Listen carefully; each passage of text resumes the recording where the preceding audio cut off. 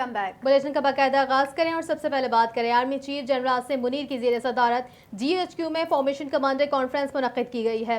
Conference سے خطاب کرتے ہوئے آرمی چیف کا کہنا تھا کہ ریاست پاکستان اور مسلح افواج شہدائے پاکستان اور ان کے اہل خانہ کو احترام کی نگاہ سے دیکھتی ہیں اور ان کی لازوال قربانیوں کو ہمیشہ سراہتی ہیں۔ پاکستان کے عوام اور مسلح افواج کا آپس میں گہرا تعلق ہے جو قومی سلامتی میں مرکزی حیثیت رکھتا ہے۔ ISPR کے مطابق آرمی چیف کا کہنا تھا کہ قانون نافذ کرنے والے اداروں اور سیکیورٹی فورسز پر تشدد حملے، انسانی حقوق کی خلاف ورزیوں اور سیاسی سرگرمیوں کو روکنے کے لیے بے بنیاد الزامات کا مقصد عوام کو گمراہ کرنا اور مسلح افواج کو بدنام کرنے کے مذموم سیاسی مفادات کا حصول ہے۔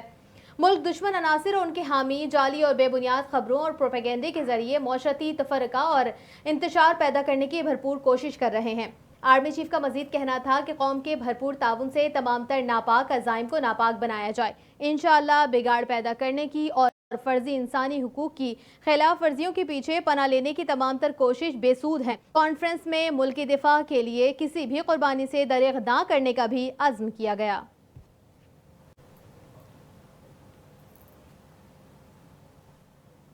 سابق صدر آصف علی زرداری کا لاہور میں FPCCI کی تقریب سے خطاب کرتے ہوئے ان کا کہنا تھا کہ ہماری حکومت باقی حکومتوں سے سب سے اچھی تھی۔ حکومت تاجروں کو ہر ممکن سہولیات فراہم کرے گی۔ کہا کہ تاجر برادری مل کر قوم کو مسائل سے نکال سکتی ہے۔ ان کا مزید کہنا تھا کہ پیپلز پارٹی نے ہمیشہ سے تاجروں کا خیال رکھا ہے۔ معیشت کی بہتری آنے والی نسلوں کے لیے بہتر ہے۔ ان کا مزید کہنا تھا کہ غیر ملکی سرمایہ کار $1 کے بدلے $5 مانگتا ہے۔ میں سرمایہ کاری کی گارنٹی دیتا ہوں، معیشت 5 سال کے لیے نہیں، نسلوں کے لیے ہوتی ہے۔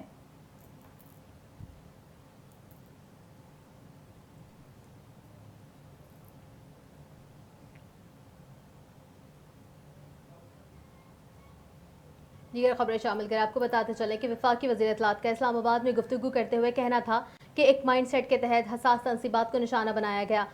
PTI شرپسندوں نے 9 مئی کو حساس تنصیبات اور ملکی املاک پر حملے کیے گئے۔ ان کا کہنا تھا کہ ایک شخص نے 4 سال میں معیشت کا جنازہ نکال دیا۔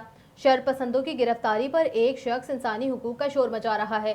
ان کا کہنا ہے کہ 2018 میں ایک مائنڈ سیٹ کے تحت عمران خان کو ملک پر ناجائز طریقے سے مسلط کیا گیا۔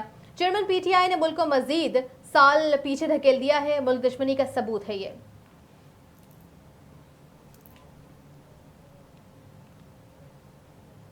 پاکستان پیپلز پارٹی کے چیئرمین اور وزیر خارجہ بلاول بھٹو زرداری نے گورنر کربلا سے ملاقات کی۔ چیئرمین بلاول بھٹو زرداری اور گورنر کربلا کے درمیان زائرین کو فراہم کی جانے والی سہولیات کے حوالے سے بات چیت کی۔ چیئرمین بلاول بھٹو زرداری اور گورنر کربلا کے درمیان 2 طرفہ تجارت، تعلیم اور صحت سمیت باہمی دلچسپی کے مختلف امور زیر بحث آئے۔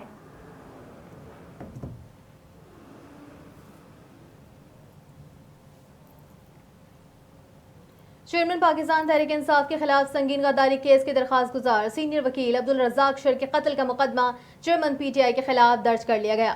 پولیس ذرائع کے مطابق مقدمہ مقتول وکیل کے بیٹے کی مدعیت میں درج کیا گیا ہے۔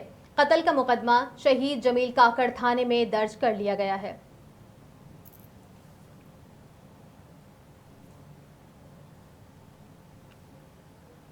وزیر اطلاعات و نشریات مریم اورنگزیب نے کہا ہے کہ پاکستان کی معاشی، دفاعی اور قومی مفادات کو نقصان پہنچانا PTI کا مشن ہے۔ وزیر اطلاعات مریم اورنگزیب نے ایک بیان میں کہا ہے کہ تاریخ گواہ ہے کہ کوئی غدار، سازشی اور فورن ایجنٹ اپنے جھوٹ، فریب، دھوکے اور پروپیگنڈے سے ہر مرتبہ اور ہر کسی کو ہر وقت بے وقوف نہیں بنا سکتا۔ ملٹری ایڈ رکوانا پاکستان دشمن ایجنڈے کا 9 مئی ہے۔ انہوں نے کہا کہ امریکی ملٹری ایڈ رکوانے کی سازش 9 مئی صحنی کی کڑی ہے۔ اربوں روپے کی فورن فنڈنگ اسی مشن کے لیے تو کی گئی تھی۔ اسی فورن فنڈنگ سے ملک کے اندر اور باہر میڈیا مہم چلائی گئی۔ مریم اورنگزیب کا کہنا تھا کہ فورن فنڈنگ سے سوشل میڈیا نیٹ ورک بنایا گیا جس کے ذریعے پاکستان کے آئینی و دفاعی اداروں ان کی قیادت کے خلاف مہم چلائی جا رہی ہے۔ اور مزید خبروں کا حوالہ آپ تک پہنچا۔ لاہور کورٹ نے توشہ خانہ فراڈ کے مقدمے میں چیئرمین PTI کی حفاظتی ضمانت 21 جون تک منظور کر لی ہے۔ دوران سماعت chairman Tehreek Insaf Lahore high court کے جسٹس امجد رفیق کی عدالت میں پیشی ہوئی۔ چیئرمین PTI کے وکیل بیرسٹر سلمان صفدر نے کہا ہے کہ کل چیئرمین کو 11 مقدمات میں اسلام آباد میں پیش ہونا ہے۔ عدالت ہمیں حفاظتی ضمانت زیادہ وقت کے لیے دے۔ حفاظتی ضمانت ملنے کے بعد chairman Tehreek Insaf Lahore high court سے روانہ ہو گئے۔ واضح رہے کہ لاہور ہائی کورٹ نے چیئرمین پی ٹی آئی کے خلاف توشہ خانہ فراڈ کے مقدمے میں حفاظتی ضمانت کی درخواست سماعت کے لیے آج ہی مقرر کی تھی۔ ان کے خلاف اسلام آباد کے تھانے میں فراڈ اور دھوکہ دہی کی دفعات کے تحت مقدمہ درج ہے۔ درخواست میں 15 دن کی حفاظتی ضمانت کی استدعا بھی کی گئی۔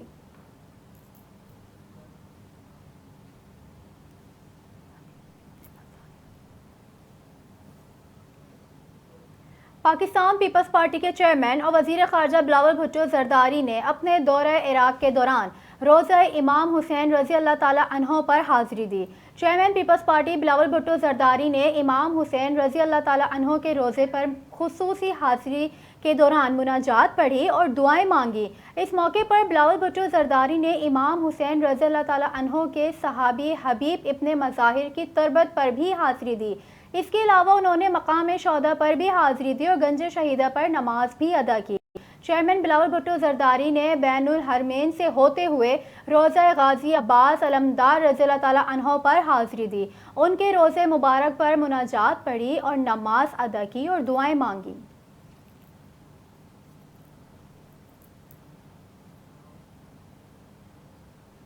وفاقی وزیر احسن اقبال کا کہنا ہے کہ معاشی پالیسیاں 10 سال سے قبل نتیجہ خیز نہیں ہو سکتی۔ ہمارے لیے موقع ہے کہ ہم اندرونی سیاسی استحکام لے آئیں۔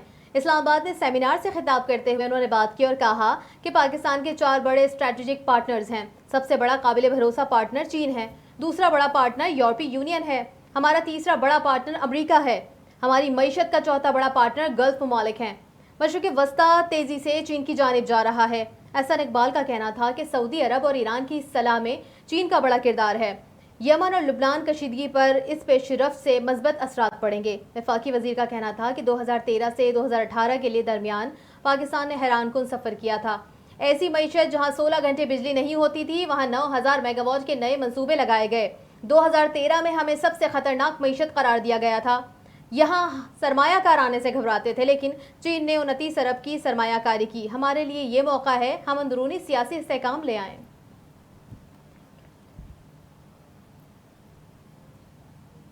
رہنما M Q M Farooq Sattar کا کراچی میں میڈیا سے گفتگو کرتے ہوئے کہنا تھا کہ بجٹ میں ہماری تجاویز پر عمل درآمد کر کے درآمدات میں کمی اور برآمدات میں اضافہ ہو سکتا ہے۔ ہم ایک ایسے بجٹ کو پیش کرنے کی بات کر رہے ہیں جو پاکستان کو مالی طور پر مستحکم اور خود مختار کرے گا۔ ان کا کہنا تھا کہ کسی بھی طرح تیل، گیس اور بجلی کی قیمتوں کو کم کیا جائے۔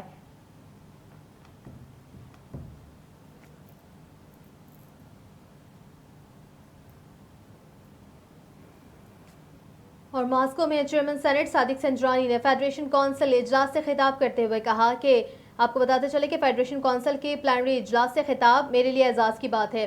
یقین ہے دونوں ممالک کے تعلقات مزید مضبوط ہوں گے۔ دوسری جنگ عظیم میں روس کی مشکلات درپیش تھے۔ آپ کو بتاتے چلے انہوں نے کہا کہ دوسری جنگ عظیم میں روس کو مشکلات درپیش تھے، جبکہ صادق سنجرانی نے کہا کہ پاکستانی حکومت اور روس کے ساتھ تعلیم، سیکیورٹی، زراعت، تجارت اور دیگر شعبوں میں تعاون کا فروغ چاہتے ہیں۔ روسی تاجروں نے پاکستان میں کاروبار کے لیے دلچسپی ظاہر کی ہے۔ ہمارے باہمی تعلقات وقت کے ساتھ ساتھ مضبوط ہو رہے ہیں۔ صادق سنجرانی نے خطاب کرتے ہوئے مزید کہا کہ بدقسمتی سے آج پوری دنیا بری طرح منقسم ہے۔ انسانی حقوق کا تحفظ ہماری اولین ترجیح ہے۔ پاکستان تمام ممالک سے توقع رکھتا ہے کہ عالمی امن کے لیے مل کر کام کریں۔ عالمی مسائل کے حل کے لیے اقوام متحدہ کی قراردادوں کے مطابق عمل درآمد ضروری ہے۔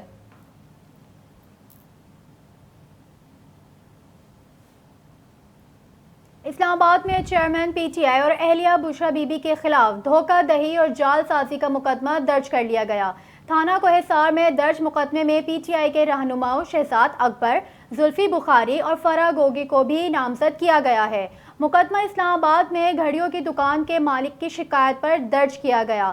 درخواست گزار کا موقف ہے کہ چیئرمین پی ٹی آئی، ان کی اہلیہ بشرا بی بی اور دیگر ملزمان نے ان کی دکان کی جعل سازی رسیدیں استعمال کیں۔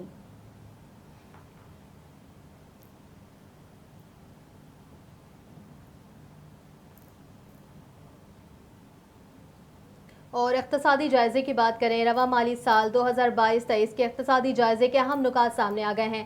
دستاویز کے مطابق رواں مالی سال معاشی شرح نمو 0.92% رہی ہے۔ رواں مالی سال معاشی شرح نمو کا ہدف 5.01% رہا ہے۔ زرعی شعبوں کی شرح نمو 1.55% رہی ہے۔ زرعی شعبے کے شرح نمو کا ہدف 3.9% مقرر کیا گیا ہے، جبکہ شدید سیلاب نے زراعت اور دیگر اقتصادی شعبوں کو بری طرح متاثر کیا ہے۔ فصلوں کی شرح نمو -2.49% رہی۔ رواں مالی سال اہم فیصلوں کی گروتھ -3.2% رہی، جبکہ اہم فیصلوں کی گروتھ کا ہدف 3.5% تھا۔ ٹرانسپورٹیشن اور اسٹوریج کے شعبوں کی شرح نمو 4.73% رہی۔ ان شعبوں کی گروتھ کا ہدف 4.5% تھا۔ ہوٹلز اور ریسٹورانٹس کی شرح نمو ہدف کے مطابق 4.11% رہی۔ انفارمیشن اور کمیونیکیشن کی شعبوں کی گروتھ 6.93% رہی۔ ان شعبوں کی گروتھ کا ہدف 6% تھا۔ فائنینشل اینڈ انشورنس کے شعبوں کی گروتھ -3.83% رہی۔ فائنینشل اینڈ انشورنس کے شعبوں میں شرح نمو کا ہدف 5% تھا۔ ریئل اسٹیٹ سرگرمیوں کی گروتھ 3.72% رہی۔ اس شعبوں کی گروتھ کا ہدف 3.8% تھا۔ تعلیم کے شعبوں کی گروتھ 4.9% رہی۔ تعلیم کے شعبے کی گروتھ کا ہدف کے مقابلے میں 10.44% رہی۔ انسانی صحت اور سوشل ورک سرگرمیوں کی گروتھ 8.49% رہی۔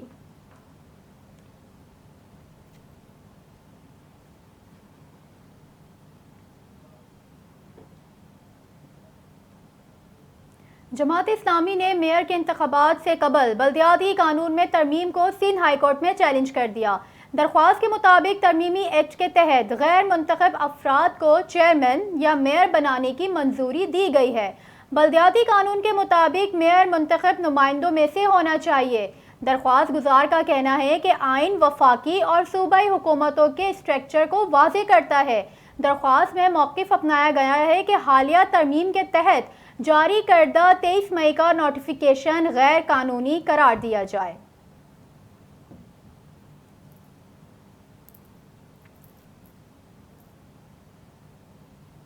اور بات کرتے ہیں بجٹ اور مہنگائی کی۔ وزیر محنت سندھ سعید غنی کہتے ہیں بجٹ آ رہا ہے، مہنگائی بڑھنے سے عوام مشکلات کا شکار ہیں، کچھ اقدام لیے ہیں، لیبر ڈپارٹمنٹ میں اس حوالے سے بتانا ہے۔ سعید غنی نے کہا کہ ڈیتھ گرانٹ 5 لاکھ سے بڑھا کر 7 لاکھ کر دیا ہے، میرج گرانٹ 1 لاکھ سے بڑھا کر 2 لاکھ کر دیا ہے، مزدوروں کے بچوں کو یونیفارم کی مد میں پیسے دیے جا رہے ہیں، یونیفارم اور بیگ کے لیے 6,000 سے بڑھا کر 10,000 روپے کر دیے ہیں۔ سعید غنی نے مزید بتایا کہ کراچی میں میڈیا سے وہ بات کر رہے تھے اور کہا کہ حافظ نعیم الرحمان کے پاس اکثریت نہیں، حافظ نعیم الرحمان اس معاملے کو تاخیر کی طرف لے جا رہے ہیں۔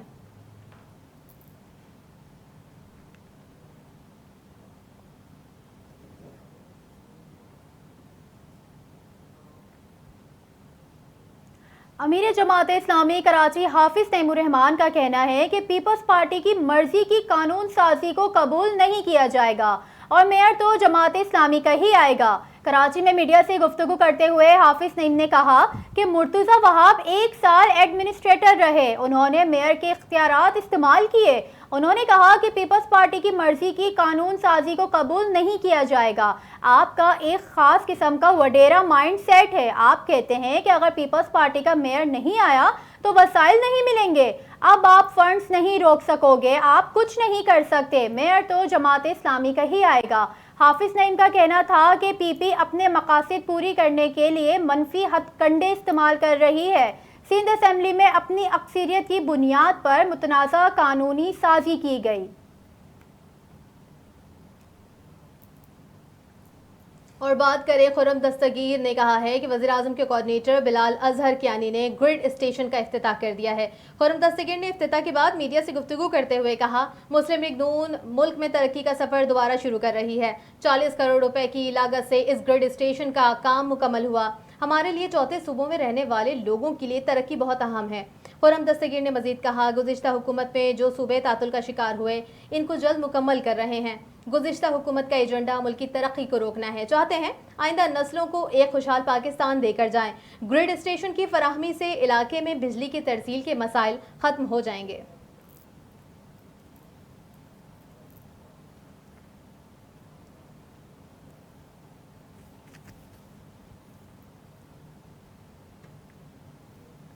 نو مئی کو جناح ہاؤس لاہور پر حملے میں مرکزی شرپسند متعلق کیا جانے والا پروپیگنڈا بے نقاب ہو گیا۔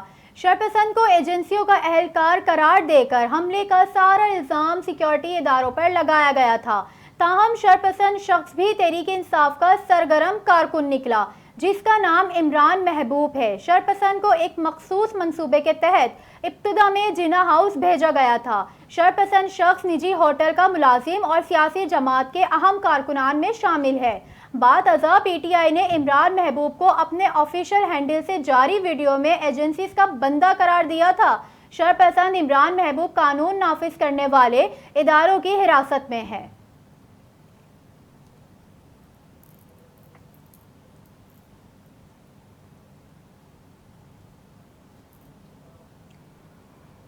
اور کچھ امن و امان کی بات کریں پنجاب کی۔ پنجاب پولیس کا کچے کے ڈاکوؤں کے خلاف آپریشن 7 فیروز میں داخل ہو گیا ہے۔ ترجمان پنجاب حکومت کے مطابق 2 ماہ کے دوران آپریشن کے 12 ڈاکو ہلاک اور 8 سے زائد زخمی بھی ہوئے ہیں۔ ترجمان پولیس نے کہا ہے کہ آپریشن کے دوران کچے میں 26 ڈاکوؤں کو سرنڈر کیا ہے اور 51 ڈاکو گرفتار کیے گئے ہیں۔ ترجمان کے مطابق ڈاکوؤں سے مشین گنیں، راکٹ لانچرز، G3 کلاشنکوف، سینکڑوں گولیاں برآمد کی گئی ہیں، جبکہ ڈاکوؤں کے درجنوں خفیہ ٹھکانے، گمین گاہیں اور مورچے گرا دیے گئے ہیں۔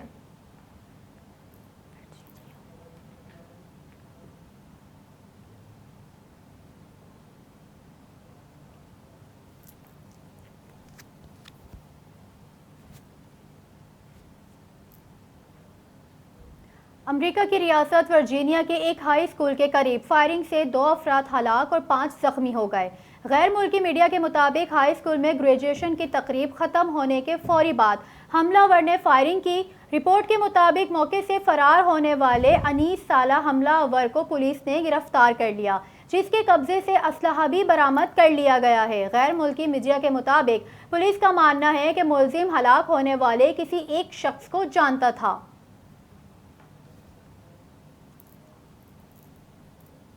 اور مزید بتائیں کہ امریکی محکمہ خارجہ کے ترجمان کا کہنا ہے کہ ختیجہ شاہ کے کیس کو فالو کر رہے ہیں۔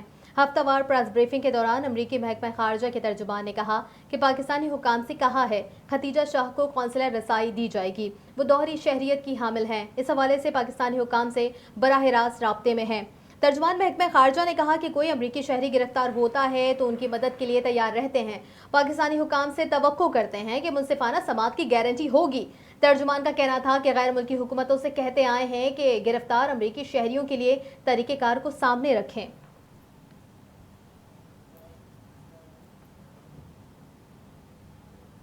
ایشیا کپ کے معاملے میں بنگلہ دیش کی بہانے بازی شاہد آفریدی کو پسند نہ آئی۔ ایک انٹرویو میں شاہد آفریدی نے کہا کہ ایک پروفیشنل کرکٹر موسمی حالات کی پرواہ نہیں کرتا۔ ہم صبح 10 بجے بھی شارجہ میں کھیلنے کے لیے میدان میں اترے ہیں۔ سخت گرمی میں باؤنڈری کی جانب جاتے ہوئے تپش محسوس ہوتی تھی۔ مسائل ہوتے ہیں مگر آپ کی فٹنس کا امتحان بھی ہوتا ہے۔ اگر بہانے بازی کرنا ہو تب ہی UAE میں گرمی جیسی باتیں کی جا رہی ہیں۔